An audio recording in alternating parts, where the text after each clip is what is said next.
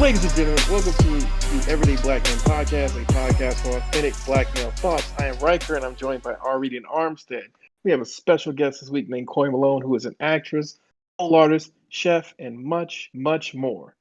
I am sure you're going to enjoy this podcast as we did, so make sure that you're subscribed to the podcast, follow us on all of our social media, take a load off, kick back in your seat where applicable, and let's talk about the polls. This one dude, I was reading this thing on his study. He was just like, whether it's been a Democrat or Republican, this road been a dirt road my whole life. And I just don't see the point in participating. Voter participation is interesting. And that's going to be a segue to our guest. Well, callers. We should get callers. That'd be Yeah, cool. that would be cool to get called. Yes, it would be. But welcome into the podcast, Coy Malone. Thank you for sitting down with the Everyday Black Man to talk a lot about your campaign and how things have been going. But first, tell the people a little bit about yourself. Where are you from? Where do you call home? Hey everybody, I am Coy Malone. I'm originally from San Bernardino, California. Home is now Atlanta. I've been here most of my life. I've moved away 3 times and came back, so this is home. Just can't get away from it. Welcome I to am. Atlanta. Well, thank you. What the I am players an play, and we actress ride on them things like every day. every day. Yeah, that's how you know I'm from here because I know the lyrics to that song. That's Can't true. get away from it. I'm an actress. I'm a pole artist, stunt double, vegan chef, a lot of different things that I do. Political activist. And, the two in terms of dancing, pole artistry, and political activism, and the things that I've done in the community over the years, I've kept them separate for a very long time, for professional reasons, for personal reasons. And, it gets to a point where people kind of want to know your background. They want to know what you're about, what you do. Going on to participate in the Get Your Booty to the Pole PSA gave me a moment to put the two together instead of saying, hey, I've done this, I've done that. This is what I'm active in. This is what I care about. It gave me a chance to kind of put the two together, and I'm glad that I did it. Well, that is excellent. Excellent. So, what made you become a pole artist? How did you get into it? Well, I got into it because I actually was laid off of my last corporate job, and I was doing business development and marketing and research for an IT consulting firm. I'd worked for them for like 2.5 years, and they told me that my position was coming to a close. They were basically outsourcing it to 3 different persons at their one of their locations in India, and they had no other available, positions for me. And so I got on the unemployment and I started looking for other jobs. The mistake that a lot of people made when it came to recruiting me as an employee was they felt that I knew how to do mobile application development and stuff like that because that's what that consulting firm focused on. And I was coming from the marketing and business development side, not the technological side. So I felt like, there was a learning curve. And I'm sure there was a few employers that felt like there was a learning curve when it came down to hiring me for that because I would have to go to school and work at the same time. That's something that I know I wasn't going to be able to do that. And especially in another state, like I was getting recruited in New Jersey and New York, stuff like that. You can't go out there and play around. You have to, be on it, be on your P's and Q's. Yeah, Um, right. And so, explaining that, even though I still get requests to work those jobs to this day. It's just, I don't know. I also felt like being at a desk every day just wasn't for me. Eventually, I came to that conclusion. And I tried to get into other markets, other job fields. I was told that I was overqualified in many different aspects. I'm like, wow, okay. And it just came down to the point where, okay, I gotta make money. I need to get a job. I have one unemployment check left. So, in summary, let me ask you a question. So, you chose the pole over the code. I did. I did. I did. yeah. It was the quickest way for me to make money in, I guess, a short amount of time. And I also looked at it as with all of this money that's cycling through there, with me being present, I have a chance to catch a piece of that every night. And these pieces add up, whether it's big pieces or small pieces. And when you get to a point where you need to make money and you have to make it fast, you start looking at ways that you didn't look at before. Okay. And I Mm-hmm. knew that, getting hired and stuff like that, you have to get hired. You have to go through a probation period. Your first check comes in what, 2 weeks, 3 weeks, depends on when you start. Um, Mm-hmm. and when, Mm-hmm. their payroll falls and stuff like that. I knew that this was something that was going to resolve a lot of problems in a short amount of time. But then I also made myself aware of the environment that I was getting myself into at the same time. And I feel like that's what a lot of people don't do. Yeah, especially that environment. That, Yeah, because I, that was the oddest transition that I've met, like just watching from afar. isn't Yeah, it's not odd, it? and like I know people, we from the city, so it is what it is. People have this negative connotation when it comes to quote unquote pole artists, right?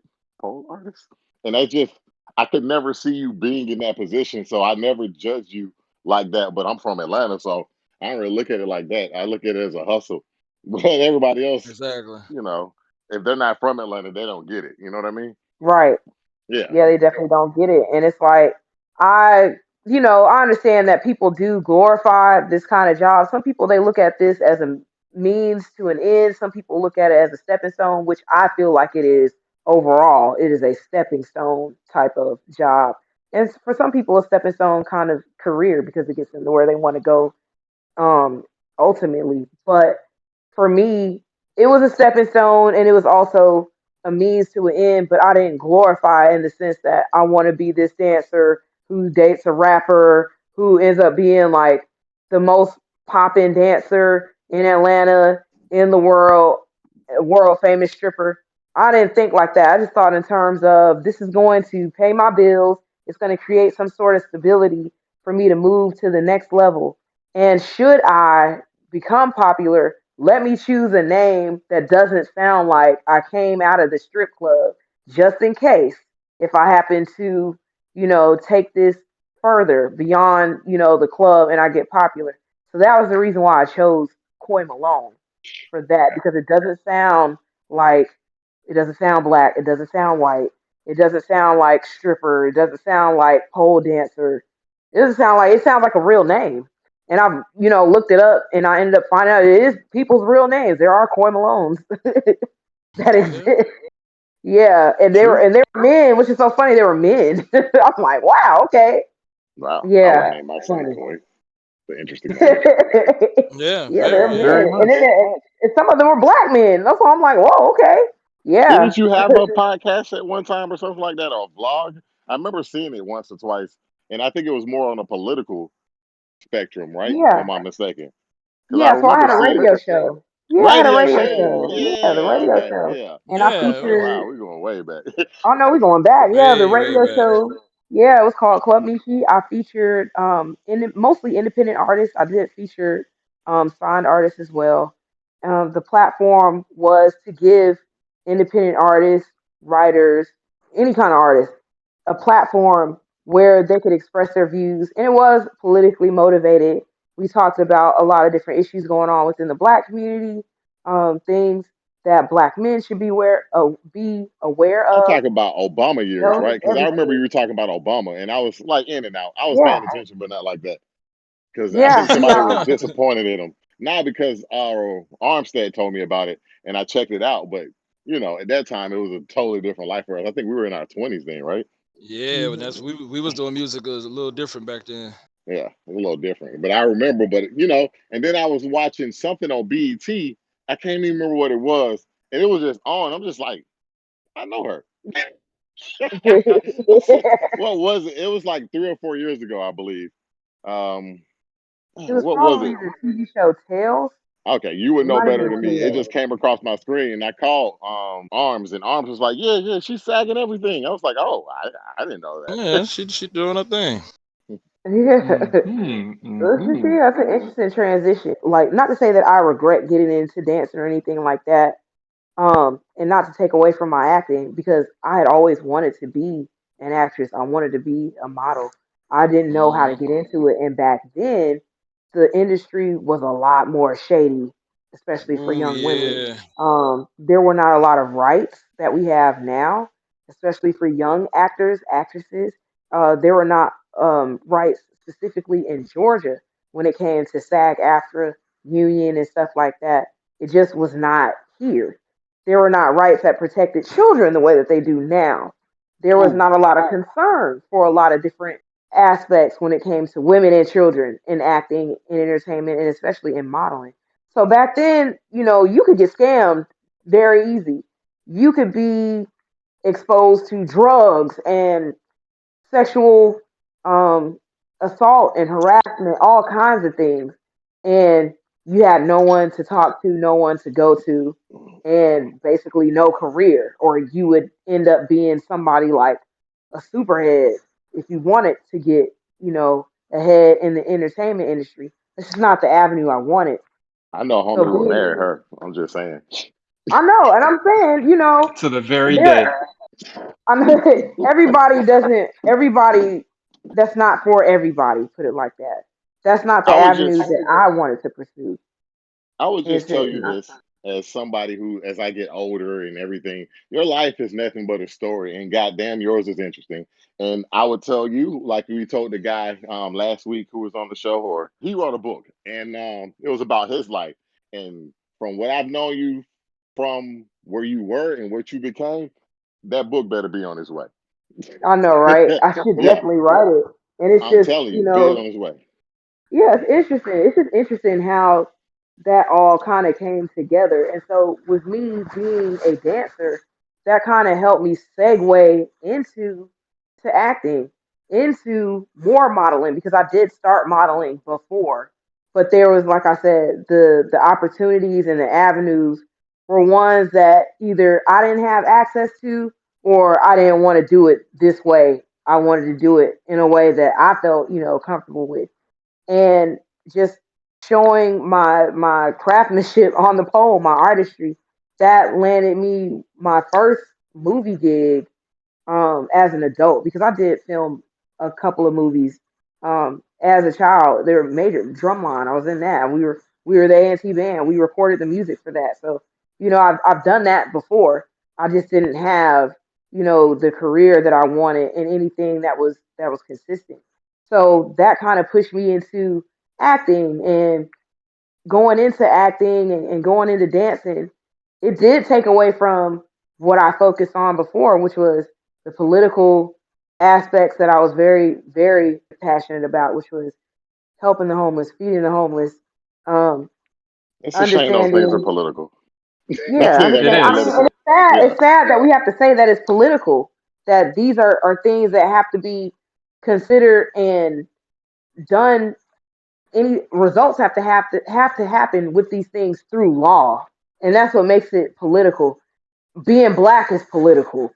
It shouldn't be, but it is. Things like taxes, laws that affect your community, bail, all that stuff is it's all political. These are things that we cover on a day-to-day basis on my radio show. These are things that I champion for, that I went out and protested. Police brutality was a big one. I did that every year. There used to be a police brutality protest every year in Atlanta. The Occupy Atlanta protest, that was political. I did all those things. And then I did my part in educating people, whether it was through the open mics that I used to host, whether it was through the community events where we used to raise money for different neighborhoods, things of that nature. And then just fast forward, when you get into the club environment, a lot of people don't want to talk about that stuff. They either don't want to talk about it or they don't have an interest in it. And 9 times out of 10, the people that don't want to talk about it is because they have been victims of the criminal justice system. They feel like they don't have a voice. They feel like nobody is listening to them. They feel like when they do stand up or they try to get something done for them in that avenue, they don't have rights because some of those rights have been taken away. So fast forward when we get to the get your booty to the pole PSA, I felt like this was a good intersection for me to not only bring, awareness to, hey, when you vote, this is what you're voting for. This is what happens when you do not vote. But also bringing awareness to you do have rights. You do have the ability to get up and do something that impacts you and your community directly. It also gave me a chance to further educate people that had their rights taken away and give them the opportunity to understand how to get your voting rights reinstated. You can actually, that is something that you can do, but a lot of people don't know that because this is what they're not informed after they have been incarcerated, after they've been put on probation and what have you. They're not informed of these things. So this PSA started generating conversations and questions that were directed towards me because it's like I'm the face. I'm not even the creator of the PSA. The creator of the PSA is Angela Vaughn. She is the Okay. creator and she is the producer. And we have another producer, Paul Fox. And they Okay. collaborated with different organizations in Atlanta to get information and facts and statistics that they summarize into the script. And so now that, you have pole dancers, me and five other dancers, we represent the face of the PSA. So now, in a sense, we are the point of contact for people that have questions that want to know, what do I do if I want to vote? How do I register to vote? Where do I go for information? And so I'm glad that I was able to participate in that avenue because this is something I've always wanted to do was to help people on a bigger scale. And I did not know it was going to take on a life of its own. It has gone viral. The Speaking of views that, are in the millions. Oh my gosh. the first time I saw it, I was I'm an avid watcher of YouTube, and this was gonna be insulting to him, old Roly Poly Martin, and he was his general consensus. I can't even remember at this point. I don't like that dude. I just don't like him. I feel like he You leave represents him a alone. I feel like he represents a generation of the past, and like they just the way they interact with politicians is more of we can get what can we get? We can get a little bit. We can get a little bit of this, a little bit of that. Oh yes, you gonna set me up in the HBCU? Give them some money so they can give me a job. Okay, my. Yes, yes, yes. Let's do it. Like I do not like that generation. That generation, I would call them. Oh, what would he be? He would be Generation X. They live off the strength of what the generation before them did. And they did nothing. They did nothing. Like in the 80s and 90s, that generation, they've done nothing. Like we can sit back and just analyze what they did. They've done nothing. Like they've done nothing, but they're like, oh, we did this, we did that. But his comments were like pretty much. I was like, it doesn't matter if you like the PSA. Personally, I think anything telling me to vote as a person that is black, not a person of color, a black person is insulting. Because if I'm gonna vote, I don't need anyone to remind me, but I understand where you're coming from. But that ad wasn't for me. It wasn't for me. Like I was gonna vote, I'm gonna vote. I'm just gonna piss y'all off, Kanye West, but I'm gonna vote in general because I feel like it's my responsibility, and there were people who fought for it, and I feel like it's important for my local communities. But I feel like I understand where other people are coming from. If they see a girl on the screen, they're just like, "Oh shit, what is this about?" And I heard it. I'm like, "Take your booty to the pole." I'm like, "Hold on, I know that girl," and it was just interesting to see. And the reaction overall has been, would you say negative? Would you say negative? I guess I would I've ask you that. I've gotten a little bit of both reactions. I've gotten Hmm. more positive reception than I have Yeah, negative. We have seen negative reactions, and people they were going to through lengths to post videos to tear it down right. on YouTube, on Instagram. I've seen some on Facebook, and a lot of the stuff that they were saying is just things that just were to me irrelevant. They felt like the ad was democratic. The ad is totally nonpartisan. You didn't tell Correct. It anybody is to not. vote It is. one way or another. They felt that it was degrading to black men. And my response to that is What? you There were black were, women yeah, in it. I didn't see any men. right. Exactly. How is it Right, degrading to men? right. Degrading men and degrading black women too. They said that as well. Even though one of the dancers in the PSA is white. My And willing response to that, participants. all willing participants, all knew what we were getting into. My response to that is the black men that were targeted with this ad were a specific group of black men, which were the ones that I mentioned earlier, the ones that frequent the clubs that feel like their political voice is it just does not matter or do not care to express any of their political views or feel like it's not important to vote. These are people that Right. politicians, that a certain generation and certain people across the board do not recognize as people when it comes to their concerns and things that they want to have done in their own community and for themselves. Trump calls them the silent majority. And to some aspect of it, if those people are ever activated, that's going to be a problem for whoever side they go on. Like, that's just the truth of it. Exactly. Because I think it's 60% of the country who does not vote, right? I don't know the exact number. But those people, when they vote, that's going to be a problem. For whoever side they're on, that's going to be interesting. And I don't feel like this current election cycle has been targeting them at all, period. And I thank you for your efforts because those people deserve a voice, even if some of those voices were taken from them, be it through incarceration or just a lack of will to even want to participate because they feel like it's not for them. Because I think, I don't know if that made it to the podcast when I said there are a subset of people who says no matter who gets elected, nothing's going to change. And then other people Yes. go, and then you have another people, it doesn't matter if I vote or not. And then it's like those people, some people you're not going to convince. But if we can get at least 70% participation in elections, things will change. And Well, Right. the go issue ahead. here is that at most we've gotten is 62% of the population, and that was in 1960. And Oh, correct I me if thought I'm Reagan. wrong. Isn't a lot of those people who are, I ain't gonna say a lot, but a certain amount of those people who cannot vote are the ones who are felons and they can't vote or something No, like no, no. that? We always count out the felons and all the kids, just Correct. Oh, all okay. walk. So out of the total amount of people in the 2016 election that could vote, there were 250 million people who were eligible. Only 138 million showed up. So that's 55.5%, which That's crazy. means there's more than 40% of the country that just didn't show up. The idea that I hated most about the election results is that they did not learn anything. They could have activated those people, but they offered them nothing.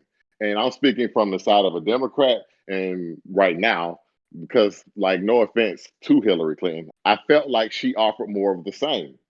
And the good thing for Trump is he said he offered something different, but he came in there, he acted just like any other Republican. All he did, and he can fall us back onto his taxes and a little trade war with China.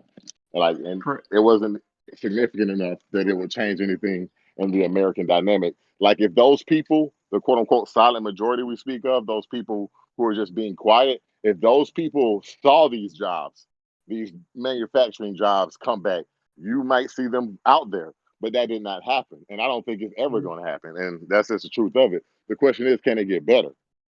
And he didn't fight for those people. He fought for those Mm, tax cuts first. And if he would have did it another way, he probably would win this election because he already knew the media is never going to be behind him. Because as I get older, I've been alive 35 years. And I've been cognitive of like the elections and everything, probably since I was like 14, but really started paying attention around 18, 19. And anytime you guys are gonna notice this. Anytime a Republican gets elected, they're gonna say he's racist.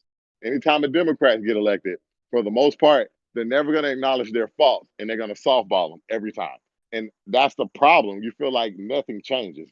And if something Mhm. changes in the future, hey, I'm more for it. And for people to come at you with that veracity, I would say, about that ad, I don't think they understood who you were talking to. And it's not insulting to men, women, or anyone because what dictates anything is your point of view. And if I'm watching TV and I see booty on the screen, I'm gonna watch booty on the screen. That's just how men operate. It's just the truth of it. Why do you think people don't watch the WNBA? Oh shit, he had to throw shots at the WNBA, and they were in short shorts and pretty. I'm sorry, the ratings will probably be up, and it could be sexist, it could be whatever, but it is what it is. I'm sorry, I didn't make the rules. That's just how people are. And I didn't. I Facts. don't have.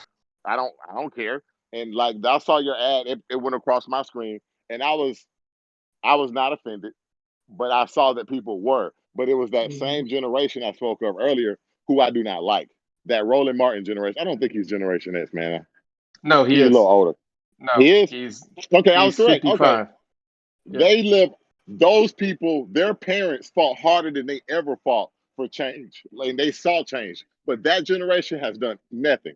They get little, I think what we call it, that incrementalism shit, and little Hmm. platitudes they fight against. And I'm just like, why you think people don't participate? We've been fighting police brutality since let's say forever, but for the most part, that I Forever, remember. yeah. Yeah, but what I'm saying is the way it is now, the way it's been institutionalized from the '90s from Rodney King, what has changed? Like Rodney King got his ass beat. Like, and let's be honest with you, as time goes by, that story has gotten a little, whatever. But Rodney King didn't deserve that kind of ass whipping, and we can at least say that. But the same story that came out about Rodney King being this, Rodney King being that, and the media does the same thing to play us all, and people just get tired of it. It's the same old stuff. And the question is, I always wonder, will this election, do you feel Biden is the one to help you out of that situation? And me, since I'm not the guest, I can answer. No one feels like he's the one, but they do feel like Trump is a quote unquote disaster. But what I'm Mm-hmm. saying to you all is, I don't, I don't see it in Biden. I don't, because the people he surrounded himself by, it's a lot of the Obama Clinton administration, and if they wanted to change something, it would have changed in those previous administrations that they had control over, and we'll see. We'll see. Well, Because well, yes and no. Yes and no, R. Reed. I go will ahead. stop you there. Only because I think the difference here, and I'm going to basically segue out because we've really hit all the major topics for our intro to Coy. So people, the viewers, they know who she is, and they will continue to hear more of her because I'm sure she's going to come in. But since you want to take it into politics, and we can miss the VP debate thing because that's not relevant anymore. So I'm just going to go ahead and X that out. But we're Yeah, it going to was go straight terrible. into what. Well, no, it was good in the sense that these are two people who no one is actually voting for president. But if people Correct. had to choose one, they would have choose Harris because everyone knows Pence is No, batshit crazy. no, no, bro. Like I watched that debate, and I would disagree with you. He was his demeanor. When I watched that debate, it was the same stereotypical things I see in a female politician that people hate.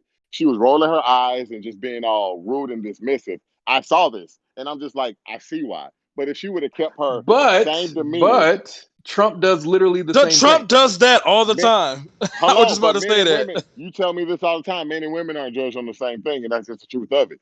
That is women also have But true. much Women have much but further to go in the political spectrum, and it is what it is. I didn't make the rules, but far as but the for her, highest of she the doesn't highest, have much further to go because she's already proven that she will ride on black people just like any white politician. So she's earned her eye rolls at the table. She's earned I that. mean, bro, At the like, but same I time, guess your go point ahead. does speak that for Pence, he was actually very, very, very consistent in his messaging, which was Correct. way better than the first debate that he was in because he was just all over the place with that other Democrat guy. It was. I think part of it is he didn't Tim understand how to Kaine. be vice president. Yeah, Tim Tim Kaine. Kaine. Yeah, he didn't understand how to be vice president at that point in time. This time he was much more measured. But when you And talk lied to our about goddamn face. Lied to our goddamn face. You I motherfucking mean, yes, liar. but we all know after Chris Rock said Republicans will tell you outright lies. Democrats leave out key nuggets that would lead to a more nuanced debate. But the big thing here for getting past the VP thing, because who people thought was polled, and we're never truly going to know because we're not going to vote on either the two of them because there's not going to be a system event where both Biden and fucking Trump die at the same time in this reality. That's just not going to be. But Yeah, but it'd Biden be a. can be found to be incompetent. What's that, the 23rd Amendment? And she'll get that seat. I mean, yes, he could be found with the 23rd Amendment to be incompetent, but I don't think they would ever put a white man out like that. Now, Biden with No. black, you got a strong case that you're making. But getting Yeah. to the third point here that I'm going to run into is that Biden promised to eliminate student loan debt. This will be a key thing for him, and I hope he understands because by you making this promise, by you saying that, hey, we're going to take $10,000 off the top, if he does this, then he will have a better, solid voting base than his competitors, only because this is going to become like the Obama care thing. You just do this one act, people hate you for it, but at the same time, you get a loyal base for the rest of your political career, which is Tangible. exactly what he wants. Exactly. It's a tangible benefit. And if he does actually sit down with Ice Cube, as He will he not. said, no, I think He he will not. will. I didn't say anything tangible was going to come out of it, but I think he's going to sit Okay. down with him. If he sits down with them, he again increases that because right now with millennials, we are 68% of the people who are able to actually vote. We're 68 million deep. Gen X now they are 65, but they're getting older there, and boomers are dying every single day, and they retire every single day. So their voting base is statistically going down, down, down. So it's Hey, smart for him to uh-huh. lock in where it is. And doing something like canceling student loan debt for government loans is smart because again, all you're going to do is just write a check and the federal government's going to pay it, and it goes into our debt, which we're never going to be called on until World War III. But But go ahead. the you did Mm. bring up Ice Cube, and I was just wanting to watch. I watched the millennials and Gen X reaction versus the older generation. I'm like, y'all know who Ice Cube is, right? Like he's not no sellout. But what y'all don't No, understand is if this is war, and you don't consider either of them to be your ally, the enemy of your enemy is your friend. And a lot of people, like it or love it, do not like the Democrats as much as y'all think they do. They do not. They've seen the last 60 years of giving them their vote with nothing to show for it. So him presenting it to both, he said both of them contacted him, and Donald Trump took key aspects of his plan. He said, well, we like part of it, and he added it into his platinum plan. However, the white supremacy media, as I call them, or tried to you flip heard. it to act like Ice Cube was a Donald Trump supporter. And some black people were like, so you get all that money? I don't know why y'all hate money and black people, but if you looked at that man playing the contract with Black America, he hooked up with Adolf's. What's that guy name, man? Oh Tariq man, Nasheed, the other one in LA, the Dr. Boyce lawyer, Hoskins. Oh no, uh, the the lawyer. the ADOS guy, the main or the guy who has a YouTube page, What is it? The guy was it Terrell? Not Terrell, like Terrence or Tyrone something. Terrell, whatever. You'll insert his name here. That guy, they had a conversation about it, and like that generation, how they react is so much different. They did not fall for the false narratives of like the CNN and MSNBC Antonio and Moore. Antonio Moore. Wow, we killed your name, bro. I'm Ah, sorry. Yeah, I'm with him to some extent, not all the way, but I agree with him. But the way they came at Ice Cube was disrespectful. Like I did not like that. And I don't know if y'all watched that interview with him and Chris Cuomo, and he was really murdering Chris Cuomo because he was just like, "Oh, so you're with Trump, Trump, Trump, Trump, Trump, Trump, Trump, Trump, Trump." I'm like, bro, you're not even listening. Like that. That's why people Well, do not like y'all. you shouldn't expect Chris to listen for that. But the fact is, earlier, so hitting from the flip side, Ice Cube has done a lot just in general as a person, and he's evolved over time. The way that he allowed the narrative to go is more so the problem because he kind of allowed the narrative to just leak out there, and he didn't nip it in the bud until He that Chris can't. Kumo. He, he don't No, have the no, power to do so. he has the ability to do it. He was dismissive in his Twitter responses, which again, Twitter is a great way to reach the same people that you're talking about, millennials, Gen Z. Like they're on there, we're on there all the time. So he had the ability to nip the narrative in the bud, but instead he wanted to be basically an asshole, which I get. I mean, he's a guy from Compton. He's not used to people just being like, oh, we're going to assume the worst possible thing. But it's like in politics, you always have to care about how your message is delivered because that's literally the only thing that matters for 40% of the people. It's not what you say. You could say you're giving everybody a raise, and they'll be like, but he said everyone. He didn't say me. Like you just have to take that into account. So Go it was back and watch his CNN interviews from the early '90s. He's not that much different. It's a militant. He's more militant, and mm, the Tupacs of the world, that whole NWA, they were more militant, NWA. and they do not like militant black men. well, When no, you're they more don't. strong in your stance, But you can own them in a different way. I mean, the best interview that someone from the rap community's ever done is the Cameron interview where he sunned Bill O'Reilly on television. He literally just made him be like, "You mad?" And every time Bill tried to spin back to the same BS points, Cameron was like, "Nah, that's not facts." Like again, you know exactly what you're going on to. People who don't like your message. You just have to come with it better when it's going towards that. But Coy, I think you had a point. Yeah. The thing is, in order to change the system that we have in place, we have to put people in place that will do the things that you agree with. And if not you, and if not the person that you put in place, then it should be you that puts yourself in place in a political office and what have you.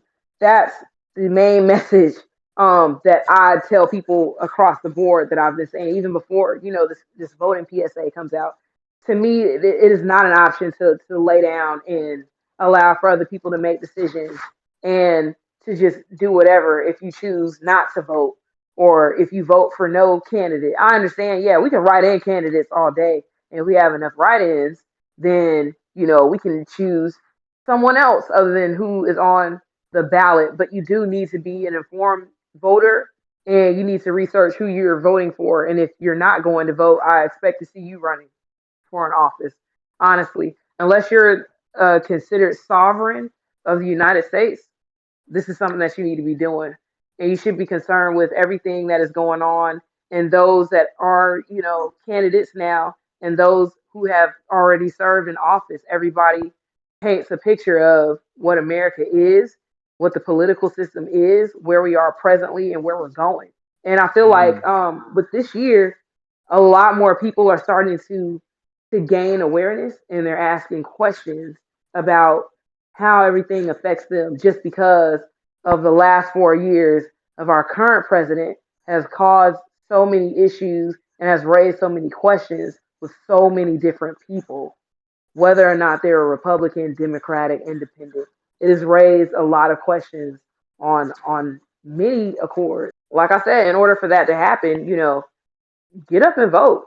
Look into what is going on, what has gone on, and what's coming up, what's being proposed. Consider running for political office. I'm heavily considering that. This is something that I've talked about since high school. There are certain things that I like to have done outside of Atlanta, in metropolitan Atlanta, that I have not seen happen. And some of the things that I've talked about was specifically the parts of Decatur that are unincorporated. Nobody has done anything with unincorporated Decatur as of yet to this day. I've been talking about that since the early 2000s. And since then, we've had cities like the city of Stonecrest has become incorporated, even though it came out of parts of unincorporated Decatur and it came out of Lithonia and I forget the other city Would that be municipality. Conyers or Snellville? Conyers Yeah, or No, Snellville? no, that's not that Somebody. far over. Conyers, is Yeah, it? probably. Snellville's pretty far over. Yeah, I No, think no, it's Snellville. Snellville. Yeah, plus that's all. That's mostly Gwinnett. So it would have to be parts of Stone Mountain then, because that's the Hmm. next Con- closest big city. It would have to be Yeah, I Conyers think too, right? that's. Or no? Well, yeah, No, Conyers no, too. Yeah, Conyers is in another county. County. yeah, Conyers is County. mostly in Another county. Rockbridge. Uh huh. Rockdale. Rockdale County, right? Yeah. Yeah, you're right, So Rockdale. I don't know why I wanted to make it Bridge. Rock. But it's just interesting to see how that has happened. And I did speak with the mayor.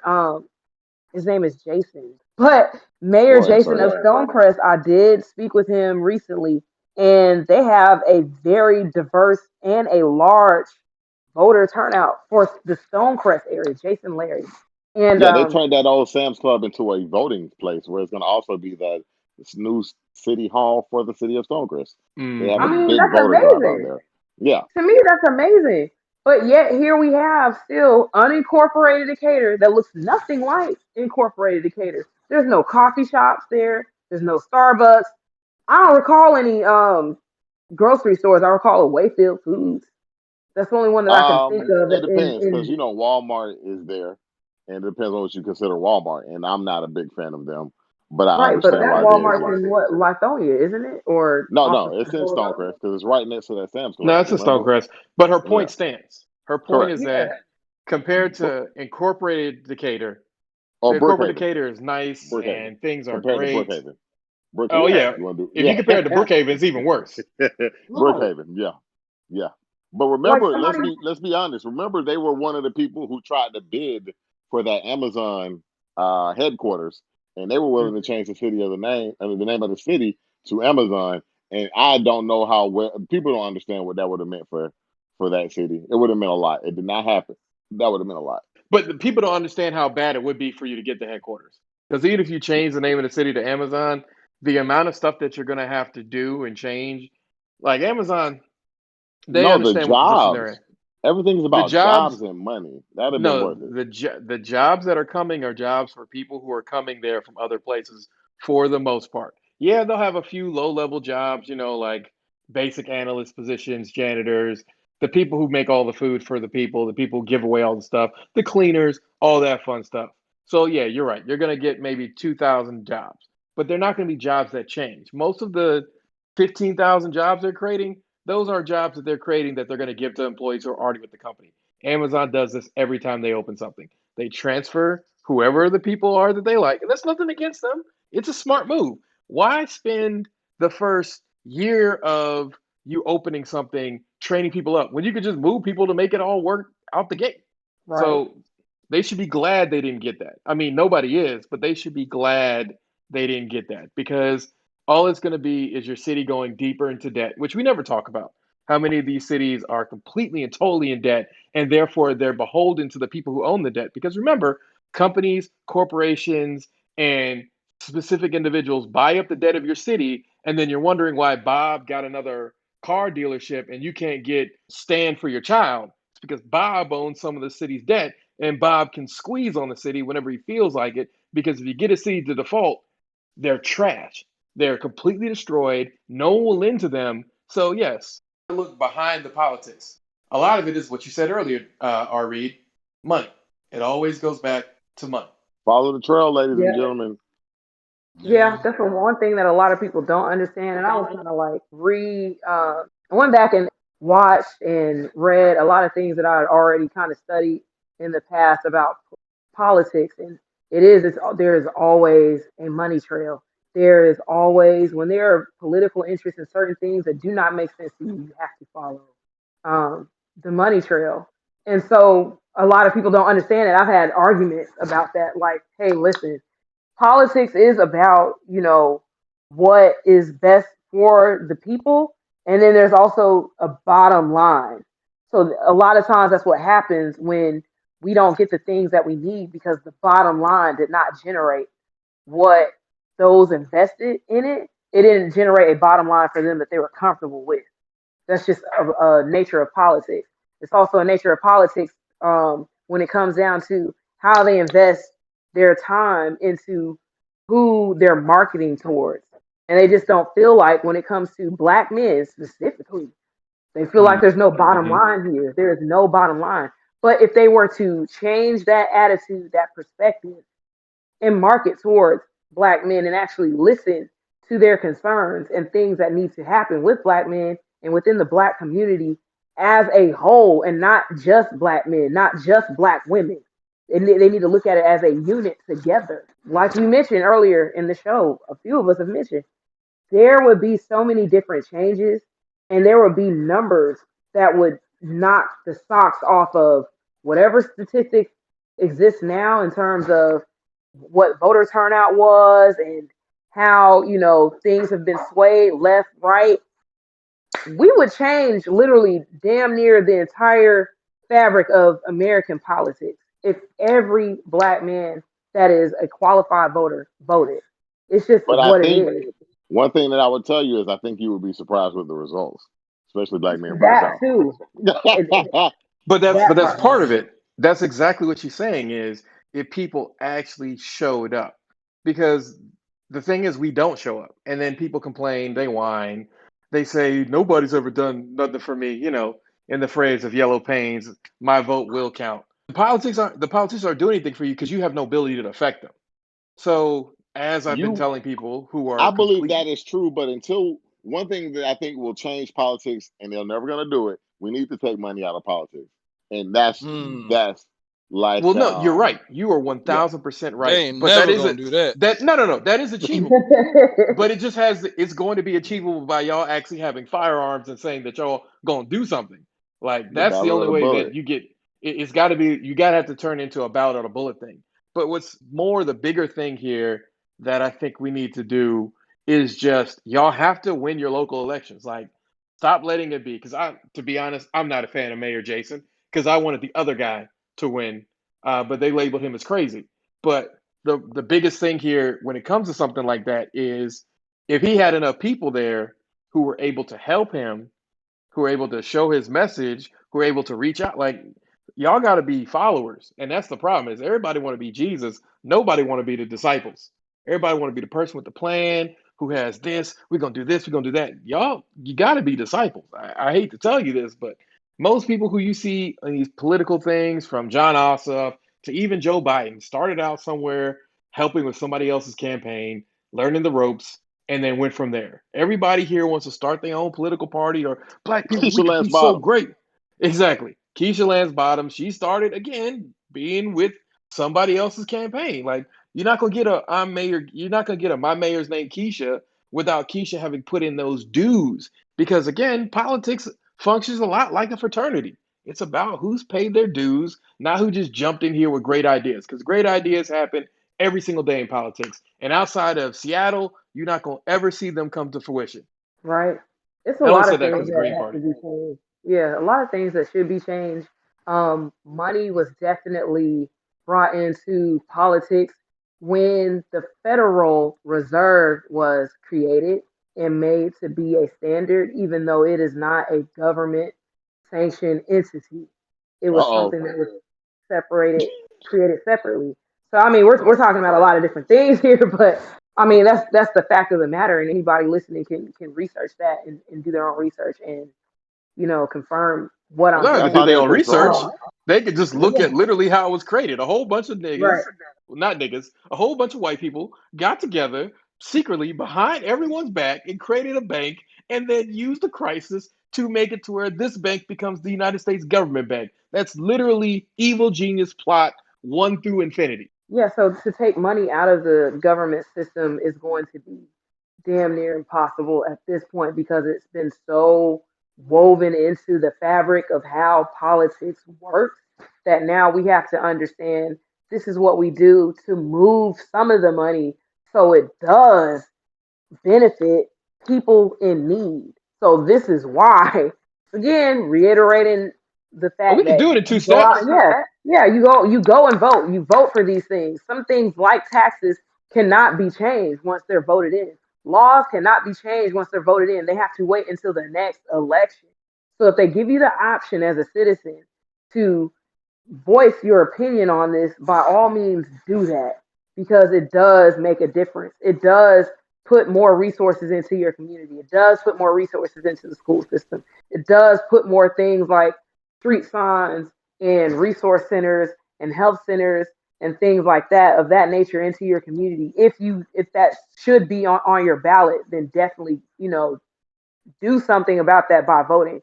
Other things do take other branches in the system of government that we have to make those decisions and what have you. And unfortunately, those are the parts that I do understand where people say, well, our voice doesn't matter and what have you. But it does, it comes down to a point where you do have a moment and a chance to voice your opinion on that. So go ahead, by all You means, do know, that. I think this is what I'm gonna say. People not gonna like it. I think for my generation, what ruined that was Obama. Like a lot of people felt like this was the guy, and he just ended up being another guy.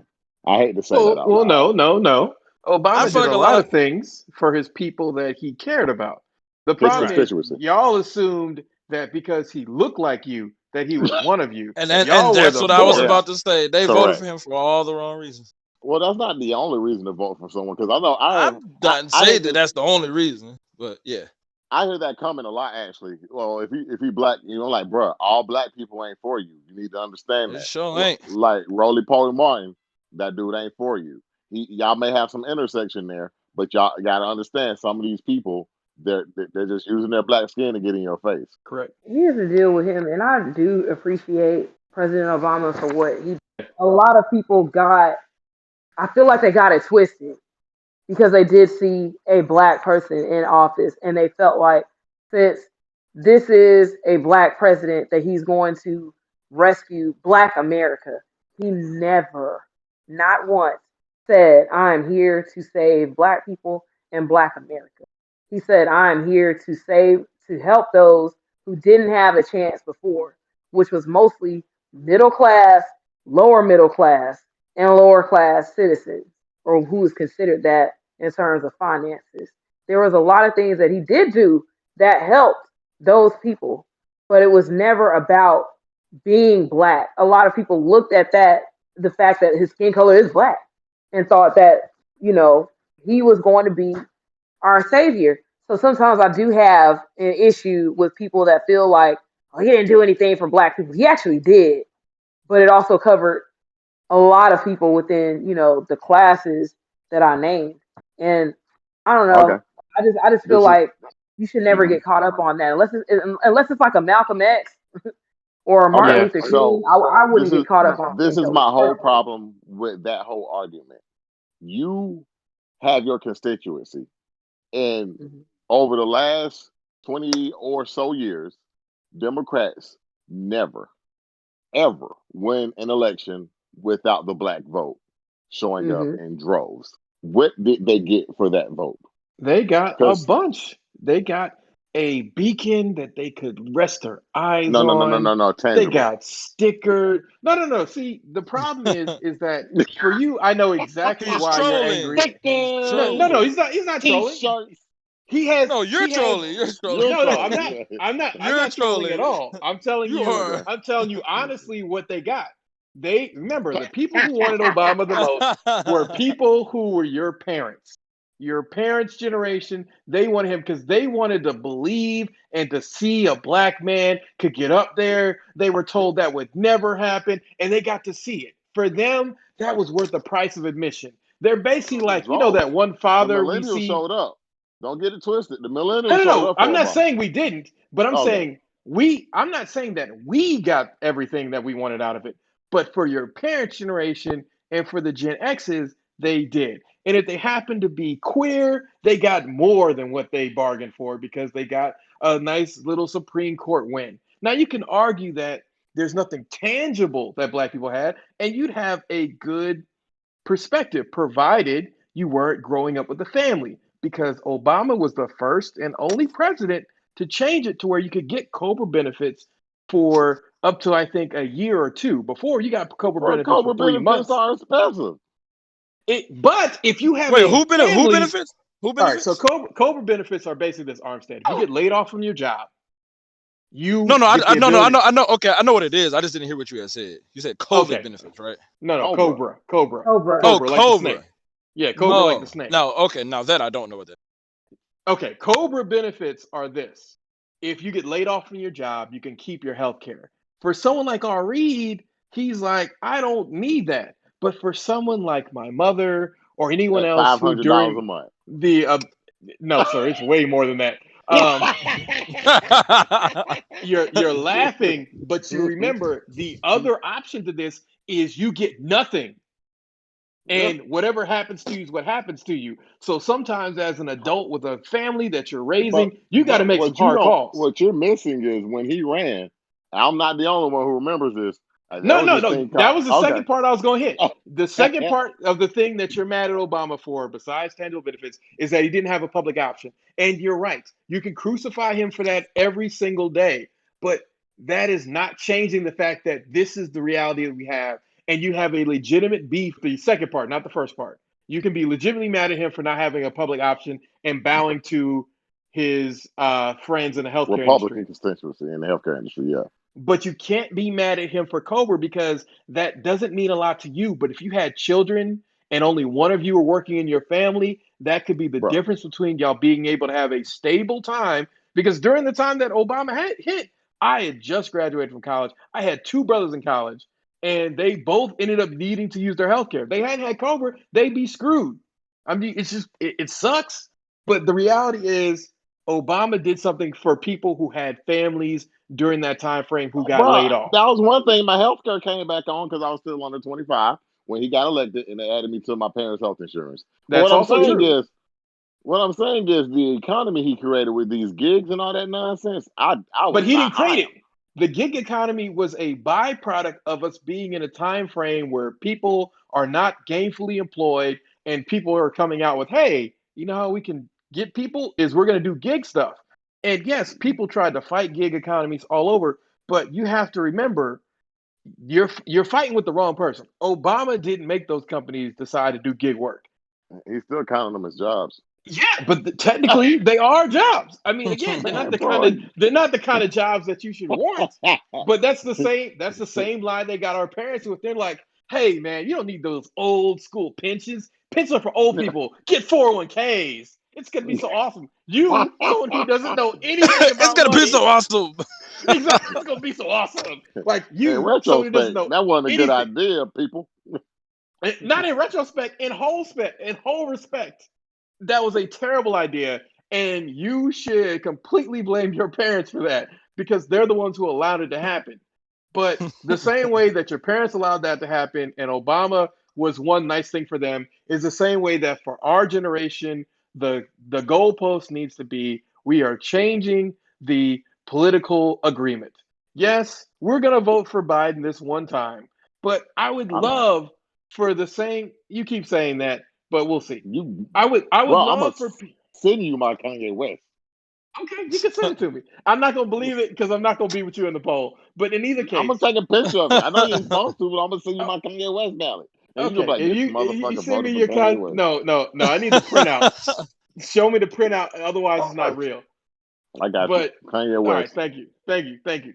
But the main point that I'm trying to make here, Ari, and not to make it too long, is that what we really need to do is for Black people to come together the same way that we had a Black um, gun club that got started and now has more than like 3 million people. We need a Black constituency that we put together and we say, look, we're all going to vote the same. So if you want our vote, the same thing as the Asian Pacific Initiative, which I see y'all, I've been watching y'all Asia Pacific Initiative, but we need that because when the Asia Pacific Initiative came out and said we're holding our votes until y'all give us something, Trump and Biden came to them with full-fledged plans, the opposite of what happened with Ice Cube. But the problem is, Black people, and I'm not including niggas because niggas are gonna do what they're gonna do.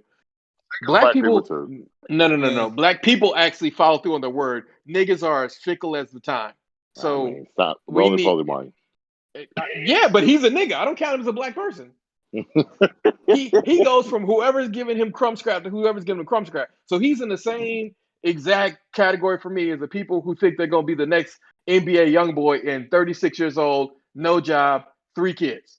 So No we smoke, got to no smoke. exactly. We have to You nigga don't deal want it. regardless. We have to completely stay on the level of sure, Biden, you might get it this one time. But what we have to do after this is we need to come together and build a constituency because that's the only way that you're going to ever get the kind of things that you want. And kind of going back to what you're saying, Coy, and I'll give you a chance to respond afterwards. There's a two-way step for us to get politics out of there. But again, it's going to take constituencies to do it. Step one, overturn Citizens United. Step two, do the thing that people have been talking about from the libertarians for a long time, which is every politician gets the same bucket of money given by the federal government, and no other money can be spent by the candidate. Can super PACs come in blanket? Yes, but they also have to be willing to give over a list of every single person who donated, which they're never going to want to do. So that's how, boom, now you've got politics, or you got money out of politics, and now it can actually be about the issues. The third thing, this is a stretch goal because I mean, getting the first two things will be Herculean, but the third thing would be mandatory 4+ party debates. So if you want to be president, you got to have the Democrat there, you got to have the Republican there, you got to have the Independent there, and whatever the fourth one's going to be there because that one always changes. Sometimes it's Green Party, sometimes it's Constitutional Party, sometimes it's Libertarians. But I think you should have a mandatory of 4 parties at least all going there. That way, people have an opportunity to see all the people. And of course, Republicans and Democrats are going to complain about that, but tell them, look, either y'all can do it this way or you can get voted out. I mean, it's one of the two options because you work for us at the end of the day. Yeah, because I always wonder. Well, I figured out recently why they don't have the third party and fourth party nominations. People up there like Joe Jorgensen and who's with the Green Party. It'd probably be Jill Stein again because it's I don't been her think for it's like Jill Stein forever. this time. I don't think it's Jill Really? Stein this time. I don't think it's Jill Stein this time. And the People's Party, they're coming, but I don't think they put up a candidate. They put their name behind Biden. Oh, you're Um, right. You're right. It's Howie Hawkins. Howie Hawkins. Those people, they need to be on the stage just like anybody else. But the way they do it, Democrats and Republican has a committee, and they decide who gets to be in the debates. So I was wondering, because I was trying to figure out why did Ross Perot get Because up? Ross Perot had money and a lot of followers. That's why I was saying we need to make our own group of people. Correct. Correct. Correct. Yeah. Correct. Because that's the only reason Ross Perot was up there. Is Ross Perot had millions of people and he decided that election. That's the thing we always forget about is Ross Perot decided that election. Only Because if it reason Bill hadn't been Clinton for got him, elected. yeah, he's the only reason Bill Clinton got elected. or that Bill Clinton's opponent didn't get elected. It's because Ross Perot threw all his votes behind It was one of George those W. people. Bush Senior, right? Didn't he run twice? Hmm Yeah, Yeah, it he was ran George W. twice. Bush Senior. Yeah, and well, who did he run against? Howie Mandel or not Howie Mandel? I forgot that dude's name. It's not Bob Howie Dole was Mandel. the second person he ran Bob Dole. against for Clinton. Bob Dole. What the? Oh gosh. But yeah, man. Bob Back to Dole. what we were talking about originally. But in the end, dude, I do say we need to wake up our constituency and figure out what is the plan. And sometimes you got to learn when to be quiet until you know the details and go from there. That like the whole Ice Cube thing. There's a generational divide there. People think that if if Donald Trump gets elected, that's going to be the end of democracy. And you know what I found so funny? I made this comment earlier, and these people, I'm not going to say what they are. I'm just saying, white people got mad. I say, if you look at Donald Trump like he's Hitler, if you believe he had COVID, why are y'all saying get well, Mr. President? Out of human decency. What's that theory about going back and killing Hitler? The baby theory or whatever. If you could kill Hitler, why would you kill Hitler? I would always kill Hitler. No, the baby theory always says that you shouldn't kill Hitler because Correct. until he becomes Hitler, you can't kill him. Now, if you killed him the moment he was in that rally that ended up with him getting locked up, that catapulted his career, I mean, at that point in time, look, man, he was already on the trail. It is what it is. Correct. But if Trump would have died of COVID, oh my God, Mike Pence as president would have been terrible, though. Well, yeah, that's the thing that that's the reason people were praying for him, is because they understood if a That is president crazy. dies, if a president dies and the vice president becomes president during the campaign time, it supercharges his base. Yeah, because he will Like, win. And he trust would me, y'all win. don't want Mike Pence up there. Exactly, because the person Like, who would become vice president underneath him would probably be even more conservative. ain't none of that bullshit about abortion. He gonna say, hell nah, fuck all that. I just want to say during that time that actually showed a lot of people's lack of knowledge of the U.S. government and how it works and the presidential system and who takes power if something should happen to the president. I was very surprised by that. Not surprised, but really disappointed to see the lack of knowledge that people had if something were to happen to President Trump. People did not know who would take office after that. They had no clue. They had They no thought the clue. vice president was a term, it was a They word. just they just didn't know, and that's where I'm going to leave where I'm going to leave my closing remarks are that I want people to be informed voters. I understand some people do vote down ticket. They'll vote straight Republican. They'll vote straight Democratic. They'll vote um, straight independent. I want people to Hmm be informed voters. That is the key to get things done that you need to happen, that you want to happen, for people to voice your concerns and go to bat for you and what you need to happen. This is the thing that I feel like a lot of people and black people and black men should consider in terms of being an informed voter because yes, traditionally black people have voted down ticket Democratic traditionally for a few years now. However, if we were more informed, and not to say to speak on my own political views or on behalf of anyone else, I'm just saying that if we were more informed and if we had people that talk to us and market it towards our community and our needs and concerns, like I said, we could. There's so many things that we could change. We might not vote totally Democratic. There's some Republican and independent persons that we would vote for if these people marketed towards us and actually did something for us. And a lot of people don't think outside the box of, hey, I can vote outside of Democratic. It doesn't make me any less or more black to vote a certain way. It really I doesn't. I think when it It's a comes to difference in social issues opinion. in the South, I think white people. I don't think white people. I think a lot of people would be surprised how we would vote. Hmm. Yeah, yeah. I mean, it really goes back to just the fact that there are some cultural things, as we had in that one podcast, which I don't think came out yet. Who do black people have more in common with, which is either hillbillies or some other group of people? And it's always the hillbillies because there's a lot of cultural conservatism that goes on there between the two groups. Now, we may not agree on gun rights or about what's really going to happen, if somebody gets somebody's daughter pregnant, but we have a lot kind of in on the same levels as far as how things go. Yeah, that's my whole problem with identity politics. Because just because they look like you, don't mean they for you. Understand who they are. I agree with our guest Coy Malone. Know who you're voting for. Look at their voting records. There are plenty of ways to find out their voting record. Because I know a lot of people like Stacey Abrams, but as a lot of us went to school on the Hope Scholarship, guess who voted down the Hope Scholarship? We ain't gonna say no names, but her name starts with Stacey Abrams. That's literally saying who she is. But no, I mean, I think this has been a good discussion on just politics in general. I'm not sure how much of it's going to make it into the podcast, but I will try to keep as much as possible. We're going to go ahead and we're going to close out this episode. We appreciate our guest, Coy Everyday Malone. black man. Everyday black men. Thank you to our guest, Coy Malone. You can follow her at Coy_Malone. That is COY_MALONE. Follow us on Everyday Black Men on Instagram, Everyday Black Men Facebook page, and Twitter at EVYD Black Men. Peace. Peace. Peace. Adios, milicios.